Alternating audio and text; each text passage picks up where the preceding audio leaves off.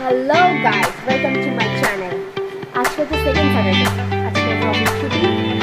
आज के এই দিনে আমার অনেক প্ল্যান ছিল, অবভিয়াসলি এটা প্ল্যান করার কথা, কিন্তু এই দেখুন কি লেভেলের বৃষ্টিটা হচ্ছে।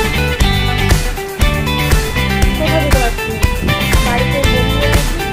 আর আমাদের বাড়িতে ছোটো সদস্য মানে ছোটো বাচ্চারা যেটা আছে শুনুন, তাকে দেখাতে পারছি। দেখুন তার কী অবস্থা, তার কি সিচুয়েশন। আর আজকে স্যাটারডেতে আমাদের ভেজ খাওয়া হয়, তো ভেজে একটা কি